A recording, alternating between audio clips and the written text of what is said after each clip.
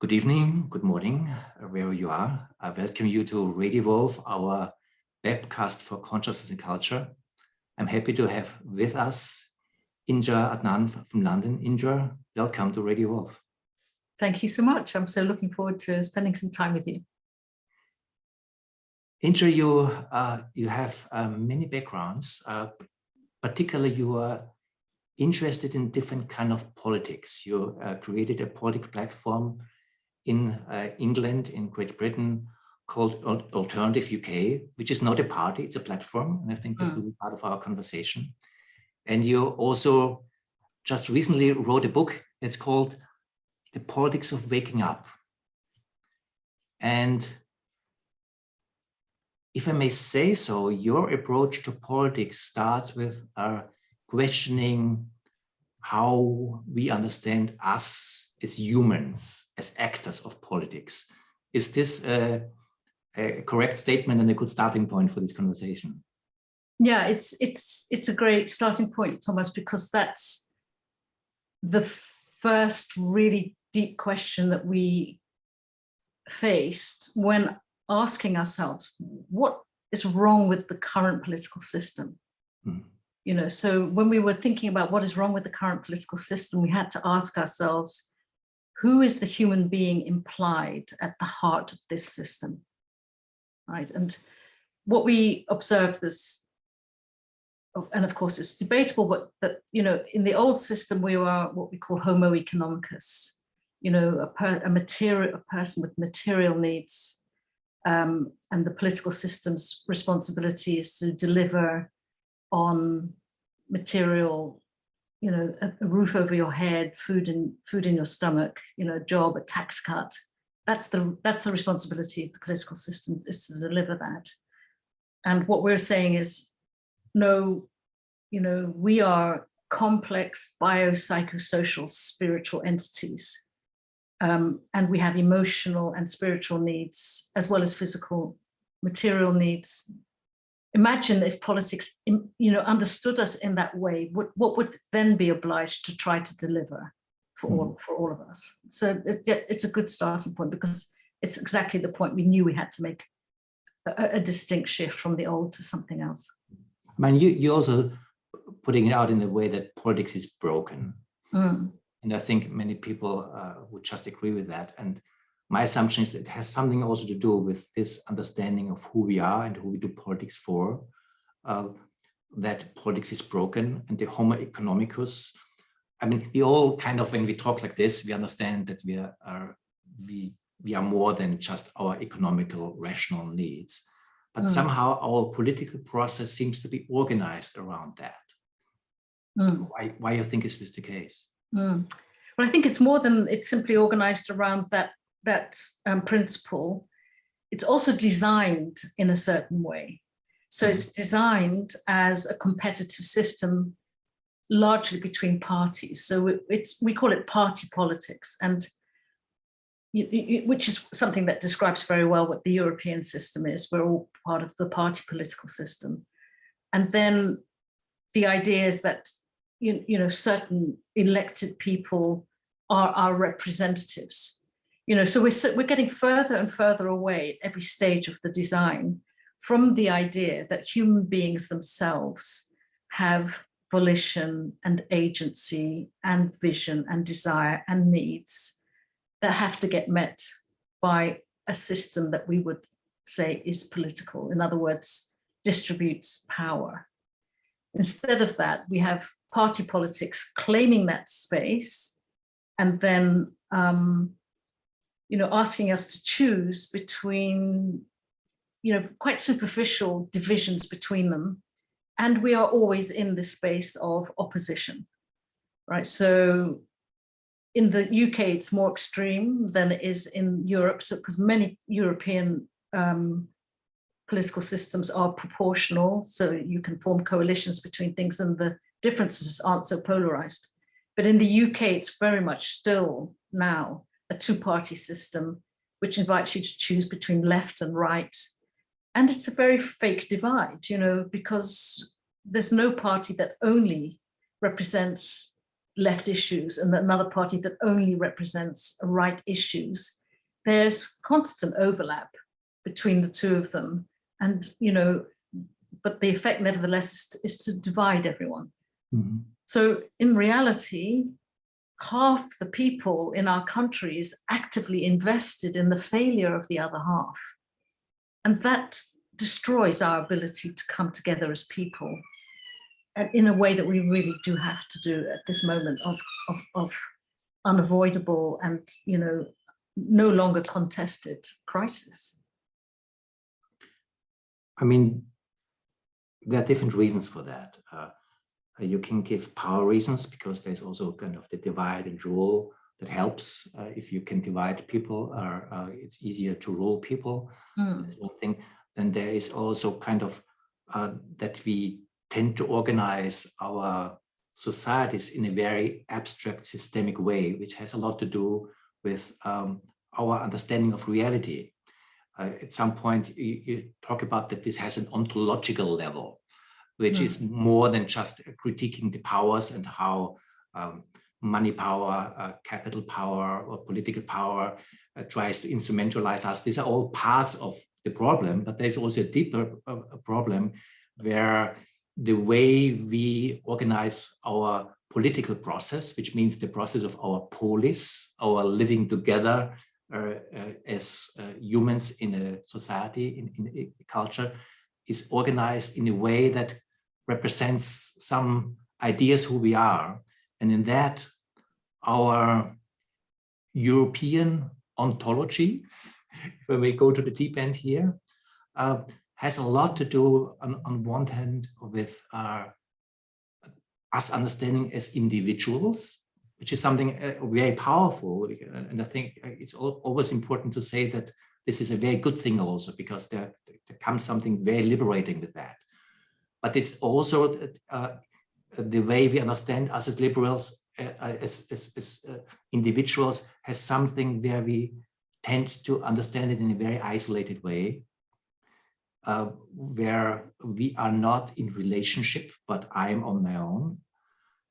And then we have an understanding of reality that is very systematic, very abstract. So if this comes together, our process, how we organize us, is with isolated individuals, and abstract, very cognitive mental processes, systemic processes, how we organize us. I'm not saying that this is the only part which is problematic about our political process, but I think it's a part that's worth talking about, because it's not so often talked about. Would you agree? I would, but you've said a huge amount there, Thomas, you know, and let me try to respond to it holistically and coherently, because there are many elements. And I would say that one of the conditions in which that has happened, right, historically, is the separation also between the public and the private space. Right. So the fact that historically, over centuries, you know, men occupied the public space almost singularly, and women were working much more in the private space. And this is obviously not so much now in the 21st century, but even in the 21st century, women find themselves adapting to the public space that was designed by men, right? So this is not I'm not now bringing a gender rights perspective. It's not that at all. It's simply how do we observe and be able to critique, if you like, the public space that you have described as the place where politics is active, or where our institutions are accessible. But there's a contrast, isn't there, between that and the private space. I would say that in the private space, which may be the place of families, of friends, of our own belief systems, you know, of community, you know, even you might say that's where social media was birthed. Well, actually, social media did the job of eliding the public and the private space, right? But we shouldn't forget that there was a division. And I would say that in the private space, all this disconnection that you're describing, the individualism, doesn't hold quite as strongly there. Mm-hmm. You know, I would say that, for example, you know, you might agree that the job of a parent is exactly to help a child individuate, become themselves, and relate to their community. That's what a family incubates for a human being. And, you know, if that child has any kind of global interest, for example, music, you know, or sport, you know, or maybe they are political, then actually in the mind and body of that individual, there does exist the three realms, as we would describe them in Buddhism: the ability to think about the self, the ability to think about the community, the ability to think about the world as somehow participating in it, being part of it, affecting it, right? Mm-hmm. So while on the one hand, I fully agree with the notion that our public space is very disconnected and that its narrative is around individualism and this has developed, I would contest that this is the human condition, because I would say in the private space, we experience the oneness of those three realms, even if in the public space, they are made separate and are disconnected. In fact, you put it very well when you talked about the separation between the public sphere and the private sphere, which maybe I also would like the systemic world and the life world. Because the way we talk about politics and the Homo economicus comes in is in terms of this systems world. But the world we live in is, at least to a huge degree, our life worlds, the people we love, also the people we don't love, the problems we have, our environment that has so many more dimensions than our economical dimensions like that. And in that sense, what I understand, what you in Alternative UK and in your book try to describe and work for, is also addressing that. Let's put it the other way around. When you at some point say that only 2% of the people are engaged in political parties in this system process, you're also making the point that all the others are also part of the political reality. At least we are formed by it. And our life worlds are very much affected by it. And maybe we have to think how we engage in the polis, in our living together, in a much more integrated way, where we appreciate the characteristics of the life world, its multidimensionality, and in that sense, create a different voice in the political process. Could one say that this is part of the approach that you want to bring in here? No, that's beautifully summarized. That is it. Although I might use different language, because for me, everything is system, right? So I am a system as a body.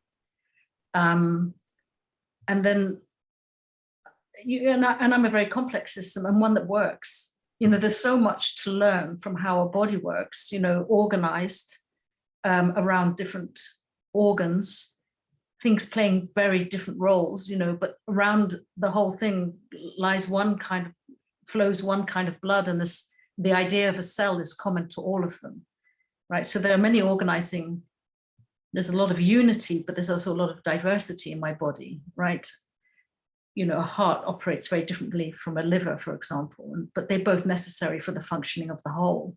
So I love the body as a system that works, right? So the question is, are we ready now? And for me, this is very evolutionary, you know, and we can talk about the evolution of our power and how maybe historically an individual had very little power over its environment. You know, it really lived, you know, according to the seasons, according to what the environment would offer. And then slowly, historically, we have evidence of how man in particular, took control of its environment and turned it into something that he was capable of imagining, right? So, our industrial era, building on top of the earth and extracting from the earth to fulfill the vision that man had for the human civilization. But that's still, from a developmental point of view, it's still quite childish. It's still quite young as a reaction to one's environment. Eventually, as you'll know from your personal development, eventually you change your relationship with your environment and begin to see that you can't control everything. And if you try to control everything, you might end up ruining everything. That's the same in a relationship between two people who love each other. If you try to control it all, then you're probably going to block out half of what could come into the relationship. So we're at this point, I feel, as a human civilization, of learning to live with nature, not necessarily that we operate the same way as a tree, or that we operate the same way as an animal. We are not the jungle of the same kind, but we play a role as humans within the bigger picture of a natural world. And we have to live much more, in dialogue with our environment now to bring something new that regenerates, that really is capable of sustaining, but more than sustaining, absolutely regenerating our living conditions all the time. Mm. So yes, I absolutely say, your description of the distinction is absolutely right, that we have to bring like a sort of life politics into being. Absolutely. That I would say that is what we're trying to do. But I would also not make it, I think that the past was part of our developmental curve as a civilization. So not to reject it outright, because around the world there's different, we're all at different, if you like, stages of being on that curve of how does power really work civilizationally. But it's a very rich possibility now, not least because over the last 30 years, we've been in this revolution of, the people themselves, the non-state actors, really exploring their own agency and trying to understand their own power for the first time. Right. Using what you said about relationship building and understanding that we are in a relationship and that a loving relationship, when you try to control it, you kill it. That's nothing you said, but I heard you this way. Yeah. And there's the way I understand your political approach is to honor this and to honor that we cannot control reality the way we think we can control reality, and that we have to learn to appreciate our relational reality between each other, between us as a human race, and also beyond the human sphere with nature. You use a term that I find very intriguing. I think you call it Cosmolocalism, which highlights for me two things: to appreciate the place I'm living in, the place where I have real relationship with, not abstract kind of statistical relationship with that my mental capacity can touch, but people I can relate to, where I have a human relationship with. So to really appreciate this place where my real relationships are. And by the way, it's not only now the village I'm living in, it's also on social networks, on the internet. Yes. So that changes dramatically at this point also, but this place where I can have real multidimensional relationship, but also not reducing it to this, but seeing it in the deepest possible context, which I understand the word cosmos stands for. And from that, my understanding of politics changes because I have to think it in this relationship reality, and I have also to think it in the depth of what this cosmos is about. And one more thing, which I just got from what you said before, also to see this not in opposition to classical politics that tries to create systems of also control, because they are partly okay and necessary, as long as they are not absolute. Yes. And there can be a partnership, a relationship between both. Absolutely. But to go beyond that and honor this multidimensionality of our human nature seems to lead to a different political approach. Absolutely, absolutely. And I think I know what you're pointing at, which is, a very live exploration in our shared space, which is the question of where's the we, what is our environment, in fact. And I would say that there's a dynamism, isn't there, between knowing that you can't control things and at the same time owning yourself in that space, right? So again, let's talk about a relationship between a group of friends or even between two people. On the one hand, you can't control this network by laying down the rules unless you wanted, unless that was an agreement, right? Sometimes there are partnerships in which one person just becomes the dominant partner, and that's some sort of agreement. But that's not really what I'm talking about. There's more potential when there is a listening from both and a shared responsibility for both.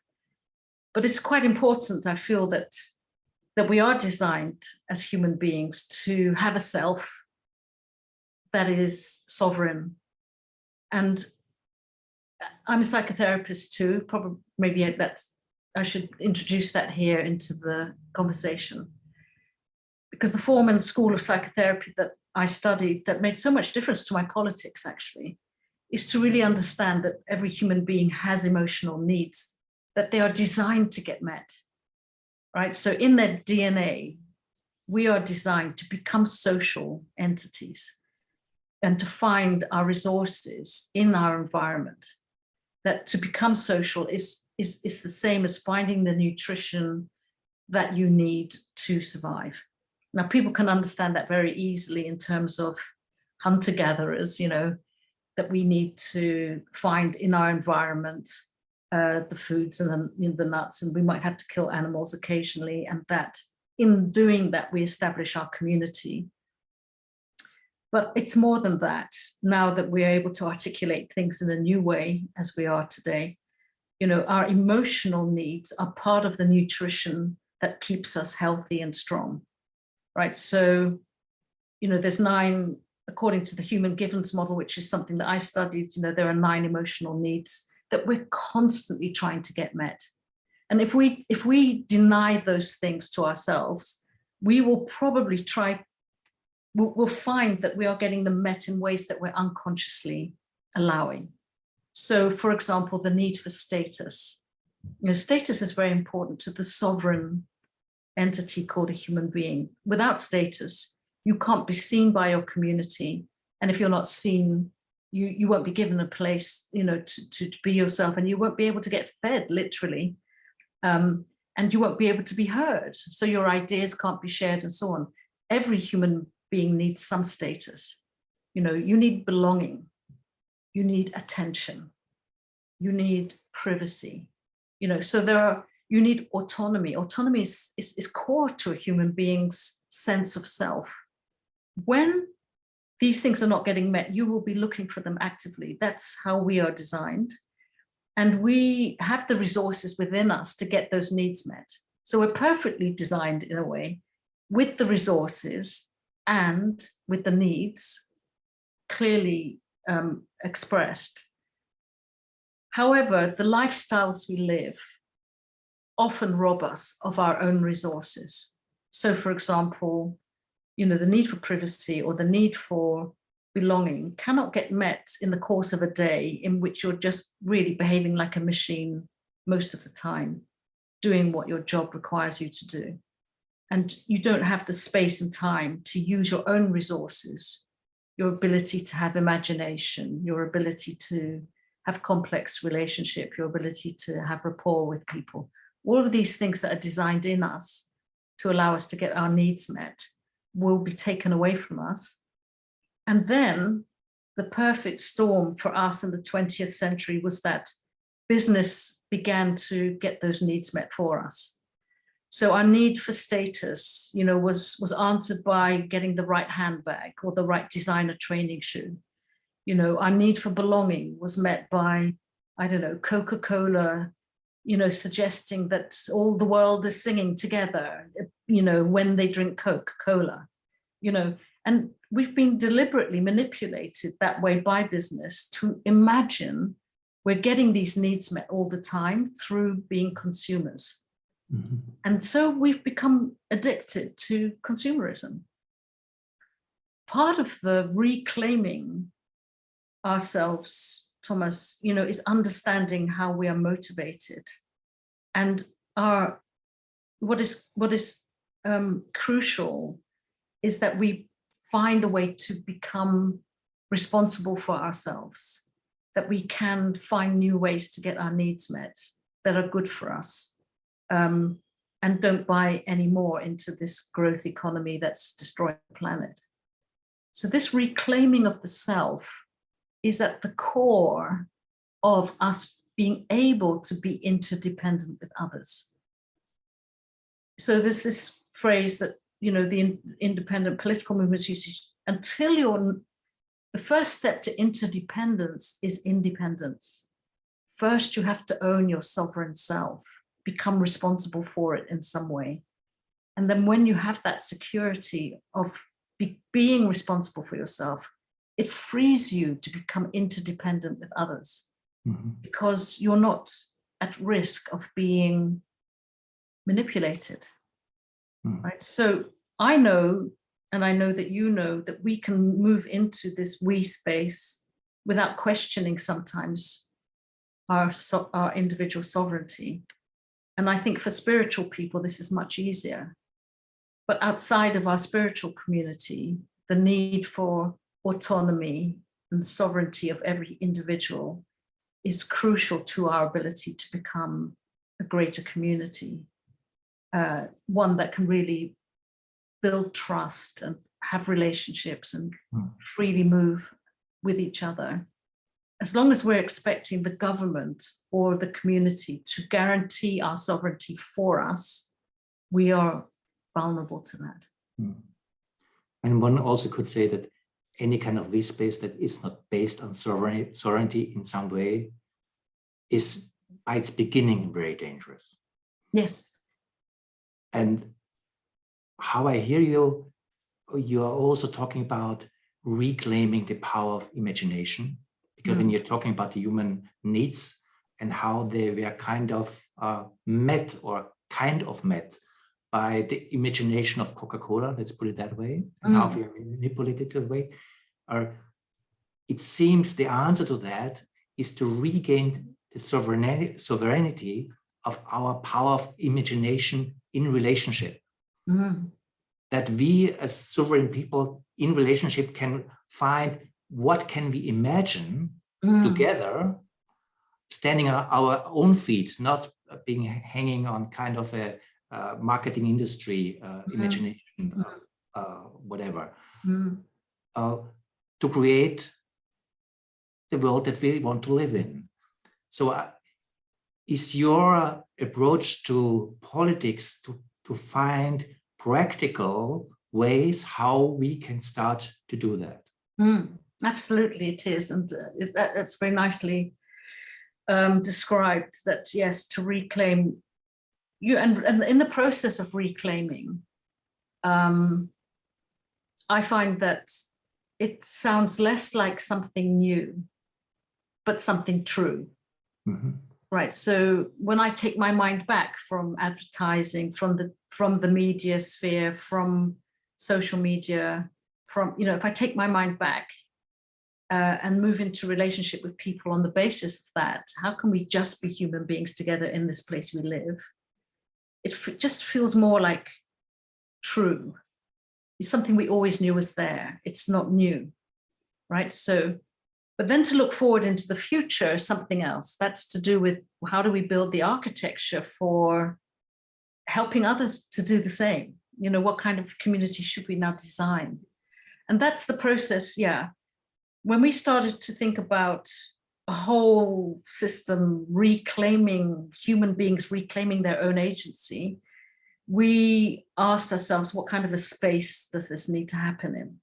And, you know, it wasn't difficult to think this needs to happen in a local community or in local communities everywhere, because that is, after all, the place where you have relationship possible in real time, but also where the diversity of the space where you live can best be welcomed. If you try to create really diverse spaces in social media or on the internet, there's still something virtual about that. It's good to have a good mix in whatever you're doing, but the challenge is much more real when you meet people in person in your community. Everybody will find that there are many people that they would never meet or would never think the same way. As, you know, the diversity is always there where you are. So yes, so we started to prototype a process, we called it collaboratories, where on the ground in a place, people could meet in response, in a way. In the UK, it was, you know, it was just post-Brexit. It was just in response to this very divisive, incredibly divisive, you know, event that happened, which just a week before Brexit happened, you know, an MP was murdered. I don't know if you remember that. And that was really the trigger point for us to say, this is a very broken politics where people are so polarized. They believe that it's, you know, appropriate to murder someone. You know, it's like a small war that we've started here. How do we come together? So the process that we designed was called a collaboratory. And it was quite simply bringing people together in a very friendly fashion with no issue on the table. Literally, how do we bring people together in this community over food and drink and to come together and experience community? And then to work, it was a very facilitated space, but very lightly facilitated, more to do with light questions and games and that sort of thing. But the next time we met, we agreed to think about the future together of this place. What kind of a future do we want for this town that we're in here? So that was a lot of interesting futuring exercises. And then the third stage was, all right, now that we have a shared sense of our priorities, what do we want to build here for ourselves? How do we go about that? And the building of the, you know, the tools, the practices, the learning that needs to occur, the spaces that need to open up, the economy that needs to be birthed really in this space around this project. It was never something that was all to do with volunteers. You know, we were thinking about what new job could be created that would help this come into being. So it's quite an entrepreneurial space. That was what we called a community agency network, or a citizens action network, or a CAN for short. So there was the birth of something called a CAN. And, you know, and that is constantly developing.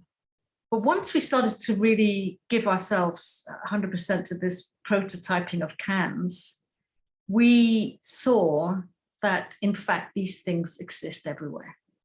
That it wasn't really an innovation. It's just our own movement from politics to community helped us to become aware of something that was already happening in many places. So you could think of transition towns or eco-villages or mutual aid networks, wherever people were coming together in a diverse way to address the systemic problem of their community, to build something that's appropriate for this age. That was building a CAN, right? And what we found is that they're everywhere.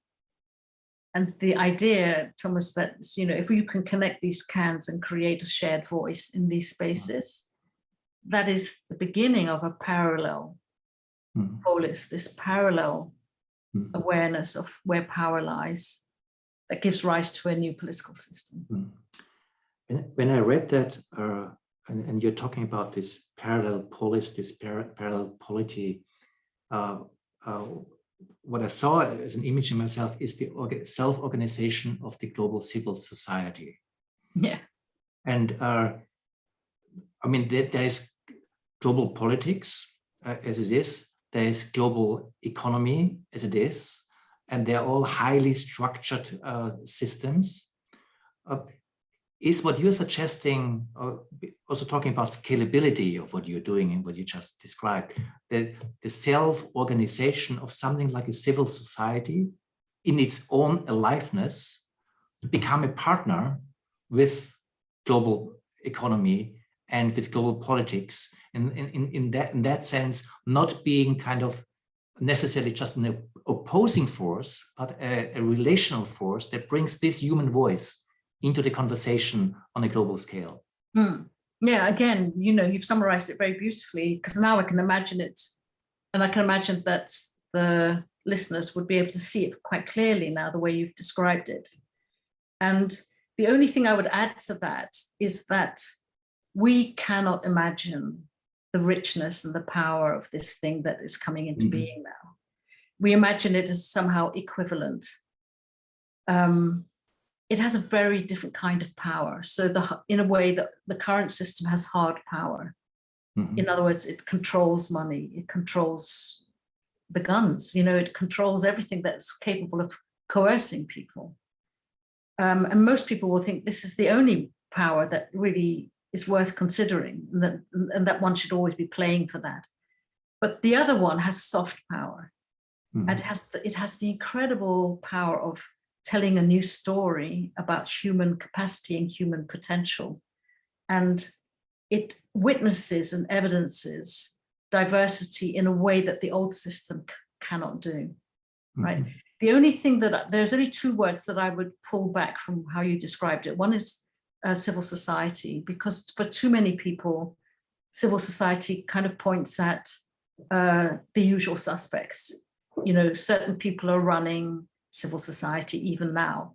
So at the top end of that would be, I don't know, NGOs and United Nations, and, you know, that is the structure. And I would say that is, in a way, still part of the old system, right? It's the bit that's around the edges of the political system, and it actually still feeds on that political system.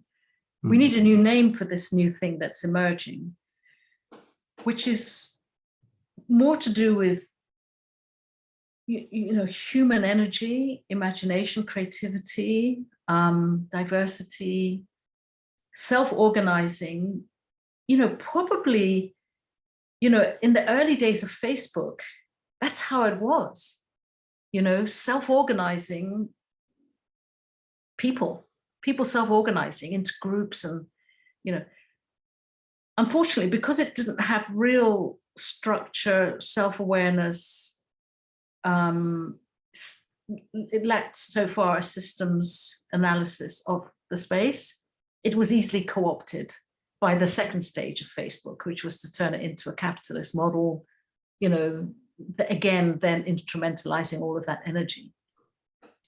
So there's something new that's arising now, which probably can exist in our imagination before it really exists in reality. And I imagine it almost like another planet that we're occupying, you know, that is a completely different energy that we haven't really experienced before, of people becoming vibrant and productive with each other, you know, including the people that we don't agree with. And that's part of what's generating the energy.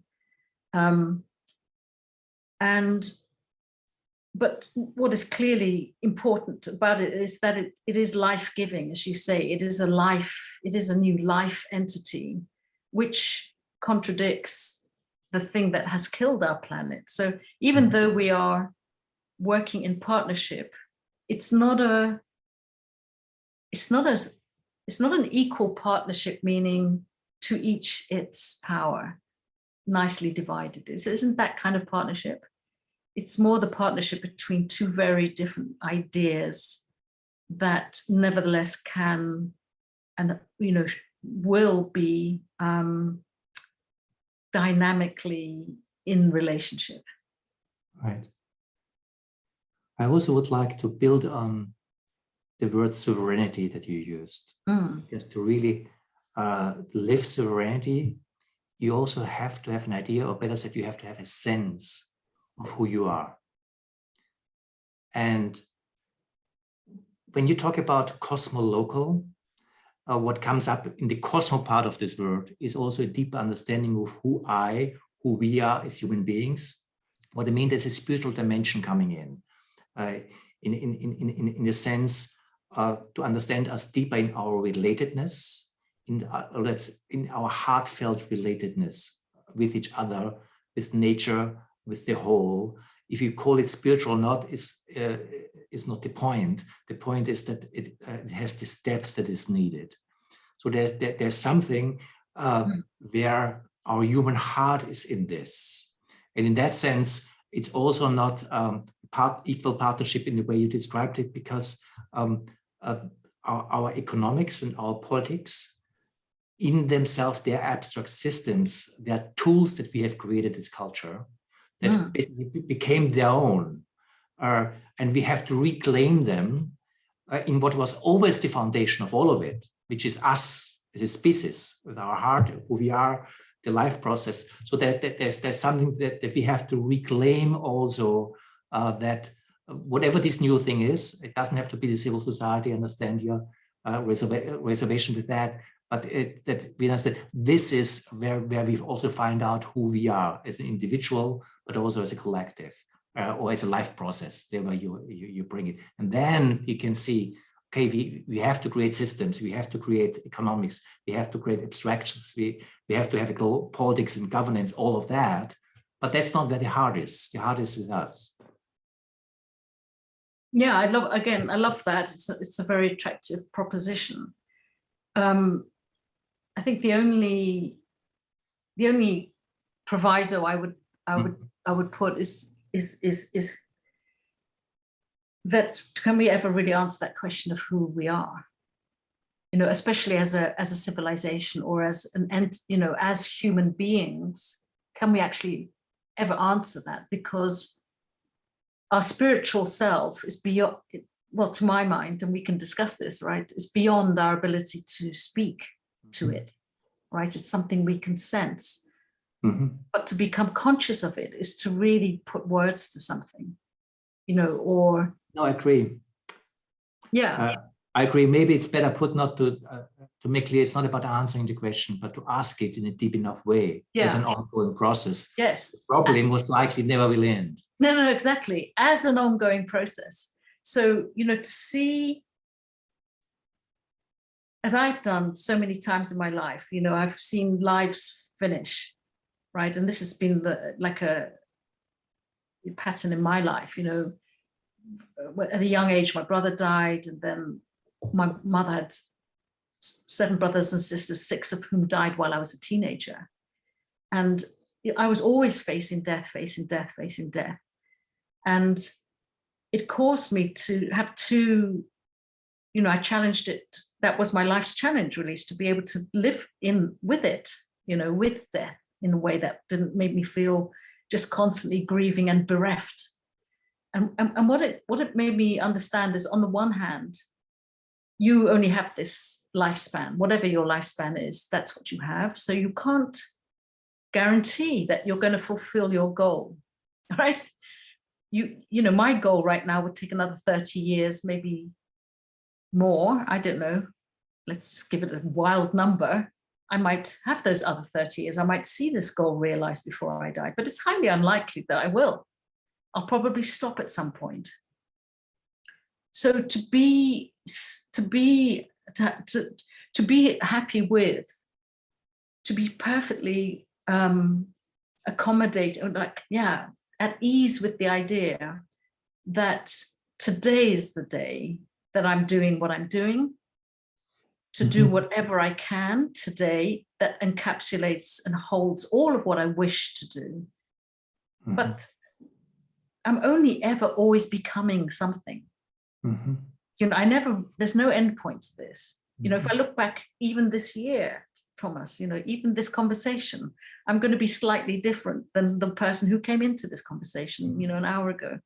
And this acceptance of that we're always becoming, rather than that we are something, which we might never be able to really, I feel that the spiritual aspect of it is that becomes very coherent and constant and eternal, the spiritual space. But the place of action, the place of being human, takes it to something that is in time and space. You know, I'm acting in time and space, and then I have to find that acceptable, you know, and that I have to act as if it is acceptable, right? To be always becoming rather than to have landed entirely as a. So for me, the nearest thing that I could get to it was like, what is the difference between a Buddha and a Bodhisattva, for example?